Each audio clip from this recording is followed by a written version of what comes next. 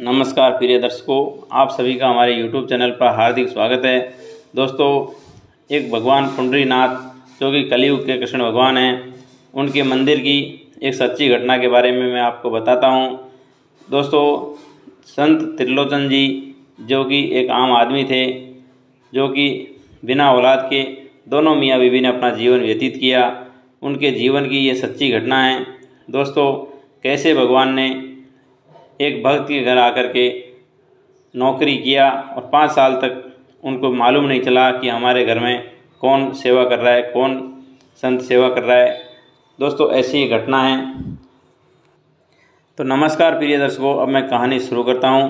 पुंडरीनाथ जो कि विट्ठल भगवान विठोबा के नाम से जाने जाते हैं। दोस्तों, इनकी जो इनकी जो प्रकट होने की कहानी है भक्त विट्ठल भगवान की, वो भी बड़ी अजीब कहानी है। इसकी आज मैं जो त्रिलोचन दास जी हुए हैं उनके बारे में बताता हूँ। त्रिलोचन दास जी तथा इनकी पत्नी दोनों का घर भगवान विट्ठल के मंदिर के करीब ही था और इनके कोई संतान नहीं थी। दोनों पत्नी और पति आपस में सोच रहे थे कि हे भगवान, हमको कोई औलाद नहीं दिया, हमको कोई इस बात की चिंता परेशानी नहीं है, जैसे आप रखेंगे वैसे हम रहेंगे, लेकिन हमको एक संकल्प लेना है कि हमारे पास जो भी धन वैभव हमने कमाया है ये आपके चरणों में लगाना चाहते हैं। हमारे घर जो भी संत आएंगे हम उनको सेवा करेंगे, हम उनके भोजन करवाएंगे।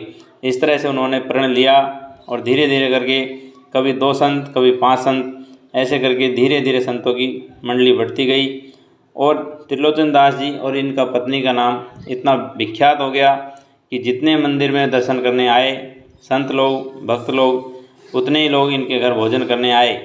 दोस्तों, इनके पास भगवान ने खूब दे रखा था तो खूब सेवा पूजा करते।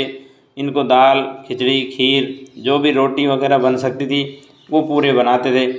इस प्रकार से इनको सेवा करते करते धीरे धीरे बुजुर्ग अवस्था को प्राप्त हो गए।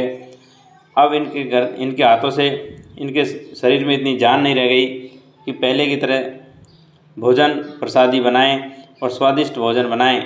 दोस्तों, कहीं इनके हाथों से रोटी जल जाए तो कभी दाल नीचे लग जाए तो कभी चावल नीचे लग जाए। इस प्रकार से जली रोटी और जली दाल की वजह से संतों की संख्या भी धीरे धीरे कम होने लगी। अब प्रिय दर्शकों, इन्होंने भगवान से प्रार्थना करी कि हे भगवान, कोई सेवा के लिए, कोई संत सेवा के लिए हमारे घर एक भक्त ऐसा आए जो हमारे संत सेवा को आगे बढ़ाए। उन्होंने एक बहुत बड़ा बोर्ड आगे लगा दिया मंदिर के आगे कि जो भी भाई कोई संत सेवा के लिए इच्छुक हो, निस्वार्थ सेवा कर सके तो हमसे संपर्क करें भीतर में आकर के। दोस्तों, ये जो बोर्ड इनने लगाया था भगवान विट्ठल के मंदिर के प्रांगण में लगाया था। भगवान विट्ठल की नज़र उस बोर्ड पर पड़ी और प्रिय दर्शकों, दूसरे दिन भगवान विट्ठल छोटे बालक का रूप लेकर के त्रिलोचन दास जी के घर आते हैं और कहते हैं कि बाबूजी, आपने बाहर बोर्ड लगाया है, मैंने बोर्ड पढ़ा और मैं आपकी सेवा के लिए आया हूँ, संत सेवा के लिए निस्वार्थ।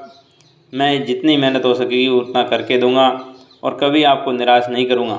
दोस्तों, विट्ठल दास जी की इस बात से लेकर के जो कि संत त्रिलोचन दास अनजान थे कि ये कौन है, उन्होंने पूछा कि बालक, तुम कौन हो, कहाँ से आए हो, तुम्हारे माँ बाप कौन हैं, तुम्हारे भाई बहन कौन हैं।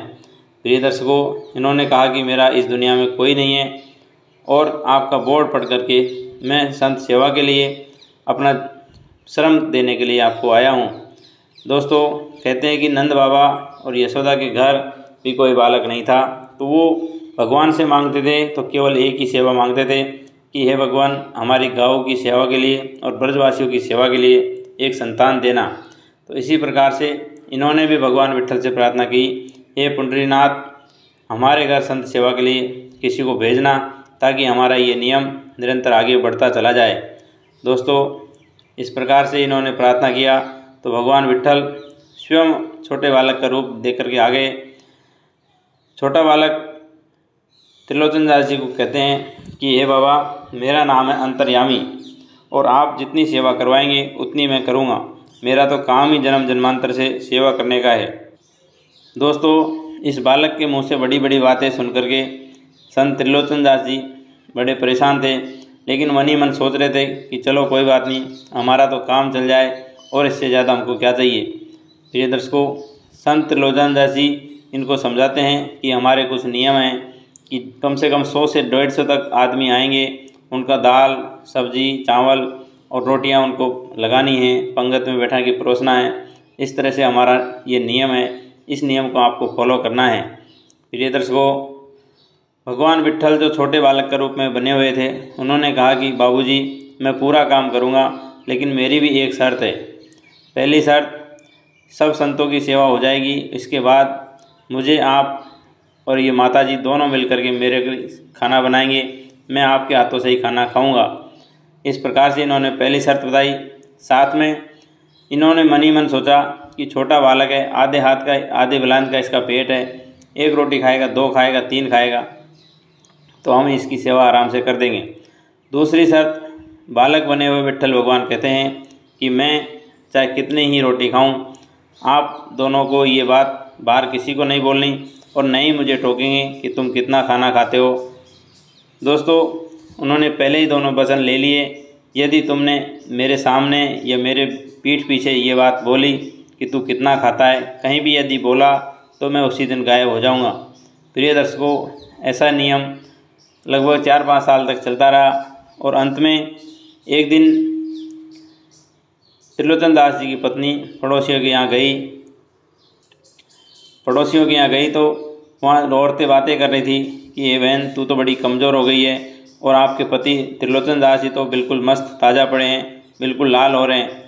तो उन्होंने कहा कि हमारे घर जो छोटा बालक आया है वो अपने बाबूजी की खूब सेवा करता है और उनको बना बना के माल खिलाता है, जूस पिलाता है और सारा काम वो खुद करता है।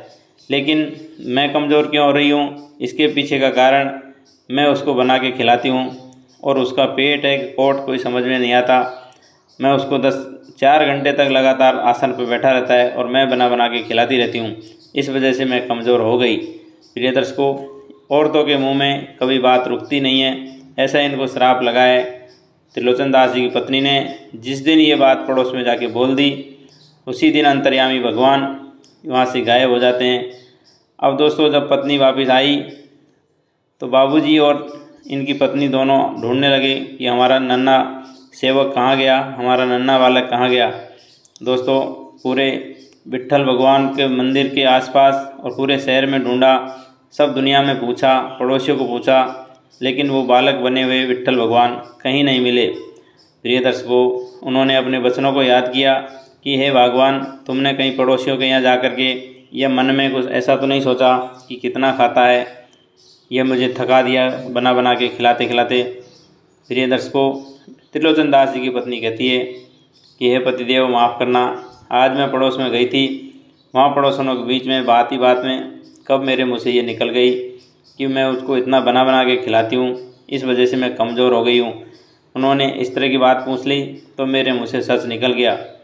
अब त्रिलोचन दास जी को समझते देर नहीं लगी, उन्होंने कहा कि भगवान, आपने तो बहुत बड़ी गलती कर दी, हमारा अच्छा खासा सेवक हमसे रूठ के चला गया। प्रिय दर्शकों, वो कोई सेवक नहीं था, वो स्वयं विट्ठल भगवान जो इनकी सेवा से प्रसन्न होकर के, संत सेवा से प्रसन्न होकर के इनके घर में संतों की सेवा करने आए थे। आज इनको अपनी गलती महसूस हुई। अब दोनों पति पत्नी मंदिर में जाते हैं। त्रिलोचन जी तथा इनकी पत्नी मंदिर की चौखट पर बैठ कर के सिर पटक पटक के रोते हैं कि हे भगवान, हमसे बहुत बड़ी गलती हो गई, हमने आपके वचन को भंग किया और जाने अनजाने में हमारी पत्नी के द्वारा ये भूल हो गई, हमसे माफ़ कर देना तथा हो सके तो हमें दोबारा दर्शन जरूर दीजिए। प्रिय दर्शकों, उसी समय एक आवाज़ आती है कि बाबूजी। तो त्रिलोचन दास जी पीछे मुड़ के देखते हैं तो उन्होंने कहा कि मैं पीछे नहीं, आगे हूँ। जैसे ही उन्होंने भगवान के मंदिर की मूर्ति की तरफ देखा तो वो बालक स्वयं मूर्ति में से प्रकट होकर के सामने आ जाता है और मूर्ति गायब हो जाती है। दोस्तों, त्रिलोचन दास जी को समझते देर नहीं लगी कि हमारे घर में स्वयं ठाकुर जी सेवा कर रहे थे। हमको एक मिनट के लिए भी भान नहीं हुआ कि 5-6 वर्ष से हमारे घर में संत सेवा की है तो स्वयं विट्ठल भगवान ने की है, स्वयं पुंडरीनाथ भगवान ने की है।